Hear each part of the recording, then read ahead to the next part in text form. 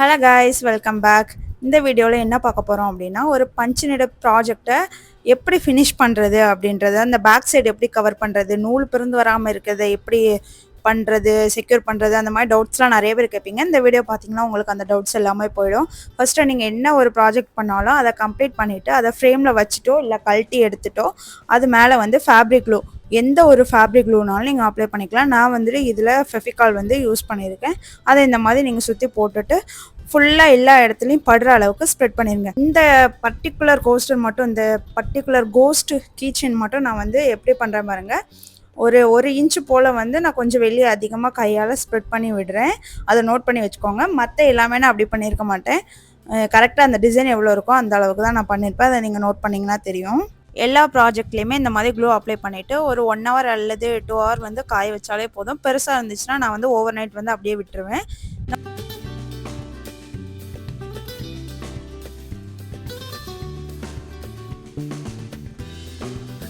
இப்போ பார்த்தீங்கன்னா ஃபுல்லாக காஞ்சதுக்கப்புறமா ஃபஸ்ட்டு மெத்தடை நான் வந்து ஃபஸ்ட்டு ஷேர் பண்ணுறேன். ஃபஸ்ட்டு மெத்தடில் மட்டும் நான் வந்து ஒரு இந்த ஜாஸ்மின் ஃப்ளவர் அப்புறம் ஒரு டோனட் ரெண்டுமே நான் ஒரே மாதிரி பண்ண போகிறேன். அதனால் கன்ஃபியூஸ் ஆகிடாதீங்க.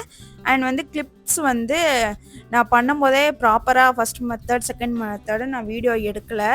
எல்லாமே எடுத்து முடிச்சதுக்கப்புறம் அதுக்கேற்ற மாதிரி நான் ஆர்டர் பண்ணி ஆட் பண்ணியிருக்கேன். ஸோ ஒன்று வந்து பண்ணி முடிச்சுட்டு அப்புறம் பேக்ரவுண்டில் பார்த்தா அது வந்து கலைஞ்சு போயிருக்கும். அது வந்து நீங்கள் குழம்பிக்காதீங்க. இதில் இருக்கிற மெத்தடை அப்படியே நீங்கள் ஃபாலோ பண்ண வேண்டியதான். இப்போ நான் என்ன பண்ணுறேன்னு பார்த்தீங்கன்னா தெரியும். சுற்றி கட் பண்ணியிருக்கேன். ஒரு 1 சென்டிமீட்டர் கேப் விட்டு கட் பண்ணி எடுத்துட்டு அதையுமே அந்த சைடில் உள்ளதெல்லாம் குட்டி குட்டியாக கட் பண்ணிக்கணும். அப்போ தான் அந்த மடித்து ஓட்டுறதுக்கு நமக்கு ஈஸியாக இருக்கும், கரெக்டாகவும் வரும். இந்த மாதிரி க்ளூ அப்ளை பண்ணி சுற்றி சுற்றி நம்ம வந்து ஒட்டி எடுத்துட வேண்டியதான்.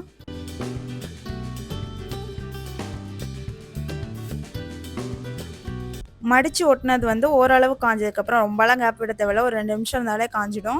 அதுக்கப்புறமா நீங்கள் கீச்சனை டேரெக்டாக கூட க்ளூ கன்னால் ஒட்டினீங்கன்னா ஸ்டிக் ஆகிக்கும். அப்படியும் ஒட்டலாம். அப்படி இல்லை இந்த மாதிரி ரிப்பன் வச்சுட்டு அது மேலே நீங்கள் வந்து கீச்சனோட ஹூக் மாட்டினாலும் சரி, எதை பண்ணணுன்னாலும் அதை வந்து நீங்கள் ஃபஸ்ட்டே பண்ணிவிடுங்க.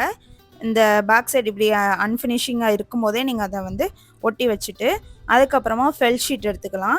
ஃபெல் ஷீட் வந்து உங்களுக்கு கிடைக்கல, எங்கே கிடைக்கும்னு தெரியல. ஆன்லைனில் அமேசானில் கண்டிப்பாக கிடைக்கும். அமேசான், ஃப்ளிப்கார்ட் அப்படி உங்களுக்கு வாங்க முடியல அப்படின்னா நீங்கள் யூஸ் பண்ணிப்பீங்களா அந்த ஃபேப்ரிக், அதே ஃபேப்ரிக் கூட நீங்கள் பேக் சைடுக்கு யூஸ் பண்ணிக்கலாம். ஒன்றும் பிரச்சனை இல்லை. இப்போ நான் ஃபெல் ஷீட் வந்து இதுக்கு யூஸ் பண்ணியிருக்கேன். ஃபேப்ரிக் யூஸ் பண்ணிங்கன்னா அந்த ஃபினிஷிங் அவ்வளோ வந்து நீட்டாக இருக்காது. ஆனால் ஃபெல் ஷீட்டில் நம்ம பண்ணும்போது நல்லா நீட்டாக இருக்கும். அதனால தான் நம்ம வந்து ஃபெல் ஷீட் வந்து யூஸ் பண்ணிகிட்ருக்கோம். இப்போ இந்த 2 இதுவுமே நான் ஃபஸ்ட் மெத்தட், இந்த 2மே ஃபஸ்ட் மெத்தட், 2மே நான் ஃபஸ்ட்டு ஃபெல் ஷீட்டில் ஒட்டிடுறேன். அதுக்கப்புறமா இது ஒரு 2 நிமிஷம் காஞ்சதுக்கப்புறமா இதை அப்படியே கட் பண்ணி எடுத்துட்டு அந்த கோஸ்டர் இல்லை கிச்சன் நம்ம எதை பண்ணியிருக்கோமோ அதோட டிசைன் எந்த மாதிரி இருக்கோ அதே சைஸுக்கு வந்து நம்ம எட்ஜஸ்லாம் கட் பண்ணி எடுத்துட வேண்டியதுதான். எக்ஸ்ட்ரா இருக்கிறதுலாம் நல்லா கார்னர் வர க்ளூ போட்டு நல்லா ஸ்டிக் பண்ணிக்கோங்க. பிரிந்து வராத அளவுக்கு நல்லா ஸ்டிக் பண்ணி எடுத்துக்க வேண்டியதான்.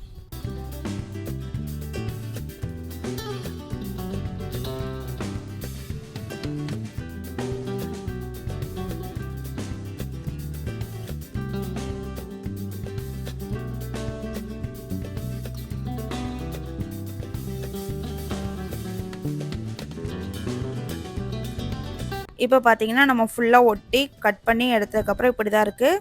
அந்த சைடில் பார்க்கும்போது ஃபினிஷிங் அவ்வளோவா நல்லா இருந்த மாதிரி தெரியல பார்த்தீங்களா. இதுதான் வந்து ஃபஸ்ட் மெத்தடு. இது வந்து பேசிக்காக எல்லாருமே பண்ணுறது, ஈஸியாகவும் இருக்கும். ஆனால் இதில் வந்து ஃபினிஷிங் எனக்கு அந்த அளவுக்கு ப்ரொஃபஷ்னலாக எனக்கு தெரியாது. ஆனால் காமனாக எல்லாருமே இதுதான் பண்ணுவாங்க.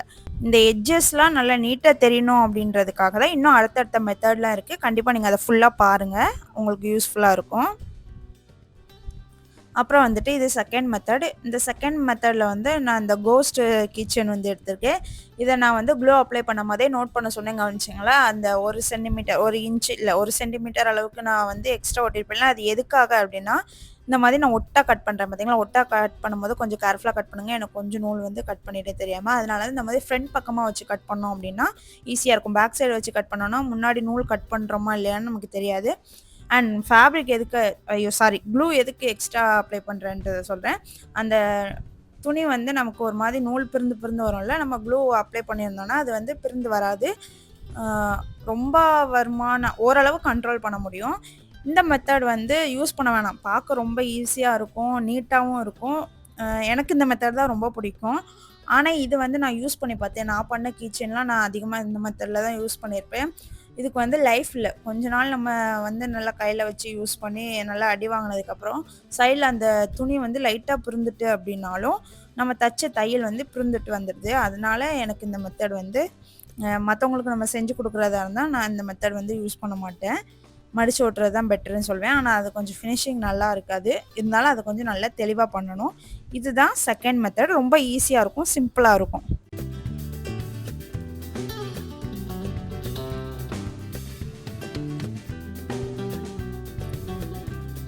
அப்புறமா தேர்ட் மெத்தட்.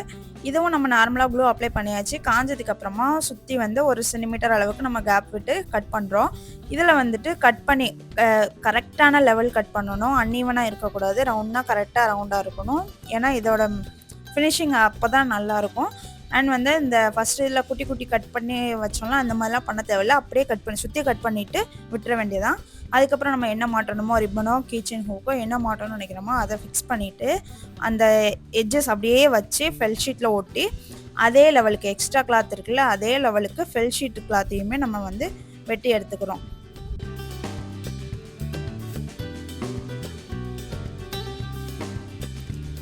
இப்போ வந்துட்டு கையில தைக்கிற ஊசி இருக்குல்ல, இது கொஞ்சம் நல்லா திக்கான ஊசி. நான் அந்த ஹாபி ஸ்டோர் மேஜிக் நீடில் பேஜ்ல இருந்து தான் வாங்குனேன். க்ரோஷேக்கு யூஸ் பண்றதோ என்னவோ தெரியல. நல்லா திக்கா இருக்கு. தைக்கிறதுக்கும் ஈஸியா இருக்கு. இதுல வந்து அந்த லைட் வெயிட் யான் வந்து நமக்கு ஈஸியா போகுது. அந்த நீடில் எடுத்து நான் வந்து இந்த மாரி சுத்தி தைக்கிறேன்.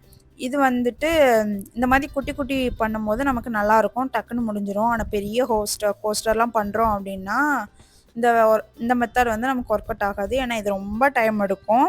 ஆனா இதோட ஃபினிஷிங் வந்து ரொம்ப சூப்பரா இருக்கும். நான் வந்து இதில எல்லோ கலர்லயே குடுத்துட்டேன். நீங்க வந்து பார்டர் மாதிரி குடுக்கணும். இப்ப ரெட் கலர்ல பார்டர் மாதிரி கூட குடுத்துருக்கலாம். சூப்பரா இருக்கும். அது உங்களுடைய சாய்ஸ் தான். 3 மெத்தட் வந்து ஃபினிஷிங் ரொம்ப சூப்பரா இருக்கும்.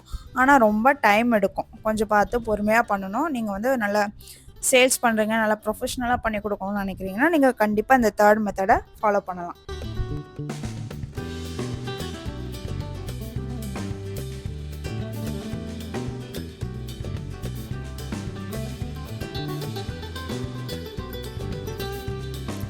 அண்ட் இந்த மாதிரி பாதியில நூல் முடிஞ்சிருச்சுன்னா, நான் எப்படி நாட் போடுறேன்னு பார்த்துக்கோங்க. இந்த மாதிரி ஜஸ்ட் போட்டுட்டு மறுபடியும் அடுத்து ஸ்டார்ட் பண்ணும்போது அது மேலேயே நம்ம பண்ணணும் அப்படின்னா தெரியாது.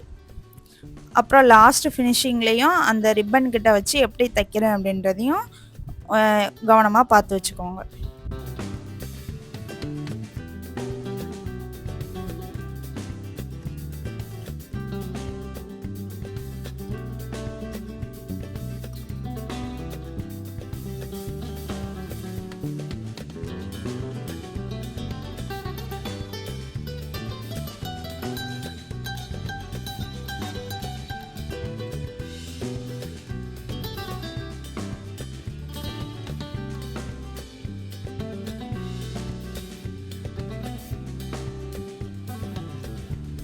ஓகே. இப்போ நம்மளோட லாஸ்ட் மெத்தட், 4த் மெத்தட் பார்த்துடலாம்.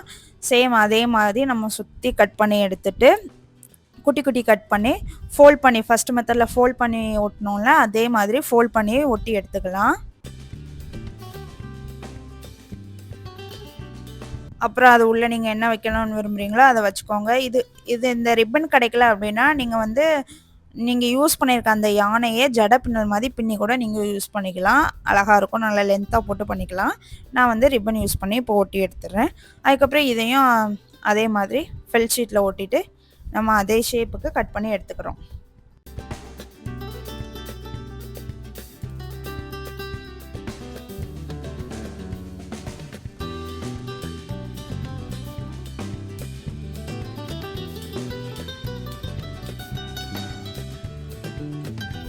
இப்ப அதே ஷேப்புக்கு கட் பண்ணியாச்சு. இதோட எட்ஜஸ் பாருங்க கொஞ்சம் அன்இவனா இருக்கா? அதுக்கு தான் நம்ம இந்த மெத்தட் பார்க்குறோம். 4த் மெத்தட். இதுவும் கொஞ்சம் டைம் எடுக்கும். ஆனா நீட்டா இருக்கும். 3 விட 4த் வந்து கொஞ்சம் குயிக்காவே முடிஞ்சிரும். அதுவும் குரோஷே தெரிஞ்சவங்களா இருந்தீங்கன்னா, இந்த சிங்கிள் செயின் பின்னல் பண்ணுவாங்கல்ல, அந்த மாதிரி பண்ணா ஈஸியா இருக்கும். எனக்கு அது தெரியாதுன்றனால நான் வந்து இந்த மாதிரி 3 ஸ்ட்ரிங்ஸ் எடுத்துட்டு, அத வந்து ஜட பின்னல் மாதிரி நான் பின்னி எடுத்துக்கிறேன். இதுவும் ஈஸியா தான் இருக்கும். ஆனா குரோஷே தெரிஞ்சா அது டக்குன்னு முடிஞ்சிரும். இது கொஞ்சம் டைம் எடுக்கும் அவ்வளோதான். இது நம்மளோட கோஸ்டர் வந்து எவ்வளோ ஆழத்துக்கு இருக்கோ, எவ்வளோ பெருசா இருக்கோ, அதுக்கேத்த மாதிரி நம்ம நூல் கட் பண்ணி பின்னி எடுத்துக்கலாம். அதுக்கப்புறமா அந்த ஓரங்களில் பேக் சைடு வச்சு ஒட்டணும். பேக் சைட்லேருந்து க்ளூவை அப்ளை பண்ணிவிட்டு சுற்றி நம்ம இதை வந்து ஒட்டி விட்டுட்டு அதுக்கப்புறம் தேவையான அளவு அதை கட் பண்ணி எடுத்துட்டோம் அப்படின்னா நம்மளோட 4th மெத்தடும் ரெடி.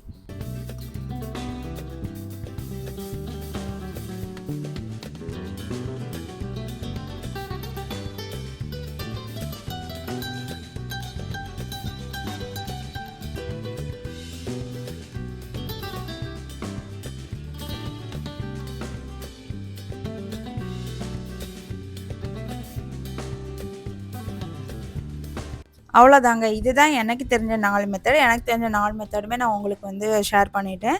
உங்களுக்கு இதில எந்த மெத்தட் பிடிச்சிருந்தது அப்படின்றத மறக்காம கமெண்ட் பண்ணுங்க. நீங்க பண்றதா இருந்தா எத ஃபாலோ பண்ணுவீங்க அப்படின்றதையும் சொல்லுங்க. இந்த வீடியோ உங்களுக்கு பிடிச்சிருந்துச்சுன்னா நம்ம வீடியோக்கு லைக் பண்ணிட்டு நம்ம சேனலை சப்ஸ்கிரைப் பண்ணிக்கோங்க. அப்பதான் இந்த மாதிரி இன்னும் யூஸ்ஃபுல்லான வீடியோஸை நீங்க தொடர்ந்து பார்க்கலாம். இப்போ நான் போயிட்டு வரேன். Tata bye bye.